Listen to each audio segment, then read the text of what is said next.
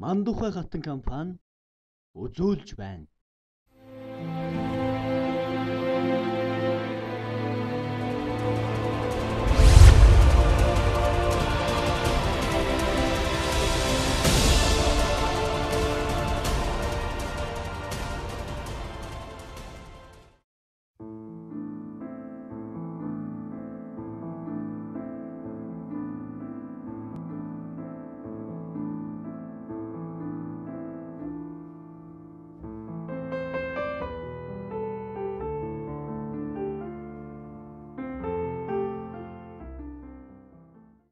Одоо байгуулагдаад 20 жил боллоо. За 20 жилийнхээ энэ хүрээнд бид нэр бас нийгэмдээ угаасаа ер нь бас бид нар нийгмийн хариуцлага компаниудын нийгмийн өмнө хариуцлага гэдэг нь бас сүүлийн үед одоо яах аргагүй шаардлагатай байгаа. Энийг бас бүгдээрээ хийхин төлөө явж байна. Тэгээ энэ 20 жилийнхээ ойр тэмдэглэх хүрээнд бид нар залуучуудаа өсвөр үеийнхэндээ зориулж ийм аянуу зохион байгуулж энэ нийгэмдээ хандсан залуучуудаа хандсан ийм ажил болж байгаамаа. Тэгээд бид нар өмнө нь бас өсвөр хүүхдүүдэд зориулсан Мандухай хатны үрс маш олон болтугай гэсэн бас өсвөр насны хүүхдүүдэд зориулсан лекцүүд явагдсан. Багч гэсэн хувь нэмэр болж байгаа сонирхсон шийдвэрлэгдэх гэсэн асуудлууд нь хариулт өгөх зорилготой. Энэ удаад болохоор бид нар энэ залуу хүүхдэд зориулсан залуучуудад зориулсан ийм Мандухай хатан ээжүүд гэсэн сургууль гол нь өсгүйчүүд охтуудтай гэр бүлүүдтэй хэрэгтэй байх болов сонирхсан асуултанд хариулъя гэж одоо энэ судлаач эрдэмтэн асуудал багш нараа агуулж ирсэн. Тэгээд энэнд хүрэлцэн ирсэн та нартай баярлалаа.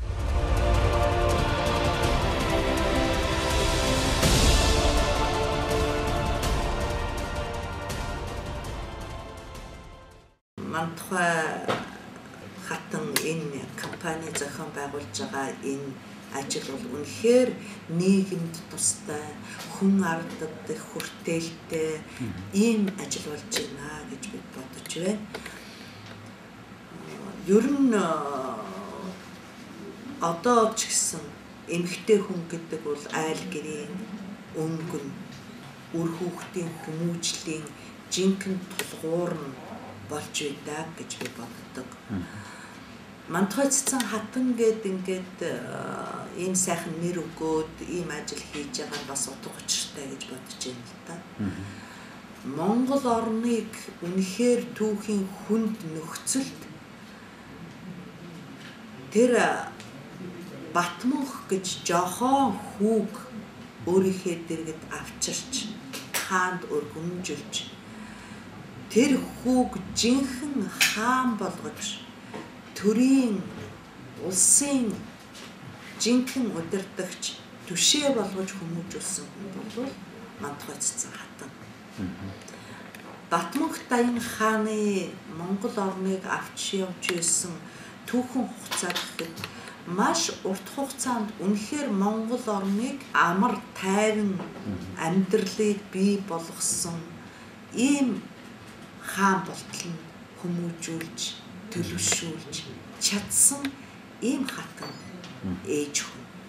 Өөрийнхөө хүмүүжүүлжсэн хүүхдүүдийн ч гэсэн төр болд, улс болд гээд одоо хүүхдүүд нь байна.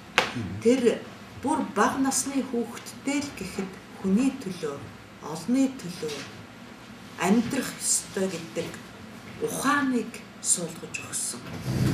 Одоо орчин үеийн гэр бүлийн үр хүүхэдтэй тавьж байгаа хайр халамжийг би буруу гэж үздэг. Гэхдээ хүүхэдтэй хандж хүүхэдтэй хайрлах хайр хэтэрнэ гэж байдаггүй юм л да. Гэхдээ буруу хайрладаг.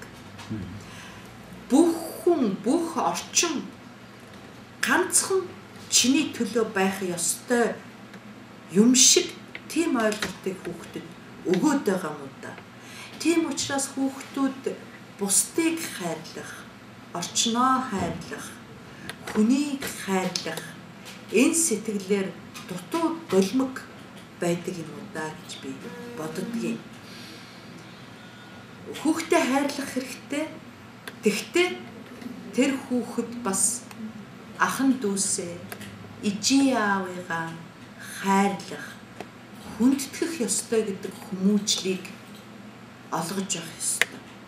Тэрнээс биш одоо ганцхан тэр хүүхдийн төлөө л их эцэг нь амьдардаг. Ахан дүүс нь ч одоо ганцхан тэр хүүхдийн төлөө л байх ёстой. Эргэн тойрны бүх хүмүүс, бүх орчин тэр хүүхдийн төлөө үйлчилж явах ёстой гэсэн ийм ойлголтыг хүүхдүүддээ их өгдөг юм болов. Тийм учраас хүүхдүүд хувиа утсан зөвхөн өөрийнхөө эрх ашгийг хамгийн түрүүнд тавьдаг ийм хүмүүжлээд байгаа учраас хамт олноо гэх, ахан дүүсээ гэх. За бүр цааш нь ярих юм бол улс орноо, энэ ертөнцийн дэлхийгээ гэсэн үзэл бодлоор тутамг ийм хүүхдүүд өсөж хүмүүжээд байгаа юм болоо да. Ер нь хүүхдээ чинь төрснөөс нь эзэнд байхаас нь одоо хүмүүжлийн өгдөг гэж ярьдаг шүү дээ. Эзэнд байгаа хүүхдэд уян сайхан хөгжим сонсгож сайхан өнгөтэй цэцэг жимс одоо ээж нь харж сайхан амттныг амталж альва энэ эргэн тойрон байгаа орчныхаа гоо сайхныг мэдрүүлж эхэлдэг гэж би боддгийн. Тэгээд одоо төрсний дараа ч гэсэн хүүхдийг бүвэн дуугаар бүвэлж, инкрилж ингэж өсгөх ёстой болов. Бүвэн дуу маань одоо зүгээр бид нар сая атга нөж жүжигийг хийж яхад энэ төр ингээд судлаад үзэхээр бүү аа гэдэг ийм үгнээс явсаар агаад бүүвэ гэдэг үг одоо үүсэж бий болсон юм уу гэсэн ийм таамаглал байдгийн байна лээ. Тэгэхээр үнэхээр хүүхдээ амьдрал гэдэг бол дандаа тийм өнгөтэй, өөдтэй, сайн сайхан байдаггүй. Тэр муухагаас битгий аа. Муухай сүудрийг арилгаж сур. Хар барааныг одоо арилгаж сур гэж бүүэлж, үлгэр ярьж ингэж хүүхдээ хүмүүжүүлдэг байж л дээ. Тийм учраас хүүхдүүд уншуулдаг ном, хүүхдүүд үзүүлдэг жүжиг, хүүхдэд дуулдаг дуу гэдэг ингээ хүүхдийн гэж онцгойлж үздэг нь тийм учиртай байдаг болов уу гэж би дотроо боддгийн. Хүүхдийг хүн болгох, эргэн болгох энэ хүмүүжлийг бид нар бүр багаас нь хүүхдэд олгож өгөх ёстой. Гэр бүлийнхэн дотор цэцэрлэг яслихын наснаас хамт олноо гэсэн энэ хүмүүжлээр хүмүүжүүлэх ёстой. Хүнийг хайрлах сэтгэлтэй хүн болвол одоо энэ нийгмийн дунд өөрийгөө жинхэнэ ёсоор авч явж чаддаг л гэж би боддог. Тэрнээс биш энэ амьдралд, энэ ертөнцид ганцхан чиний төлөө бүх юм үйлчлэн гэж хизээж байдаггүй. Харилцсан бие биенээ хүндэтгэж, харилцсан бие биенээ ойлгож, харилцсан бие биенээ хайрлаж, өршөөж ингэж байж энэ амьдрал оршин тогтнодог.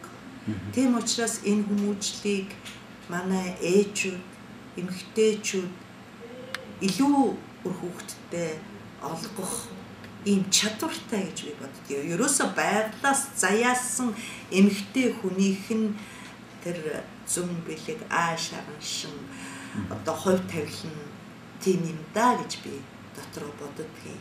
Тийм учраас ээжүүд минь хүүхдээ хайрлахдаа, ханижлээ хайрлахдаа бас бусдыг яг ийм хайраар хайрлах ёстой юм шүү гэдгийг үр хүүхдүүдтэй ханижлтэй ойлгуулж, хэлж, сургаж, өөрөө үлгэрлэж байх ёстой гэж би дотроо боддгийн да.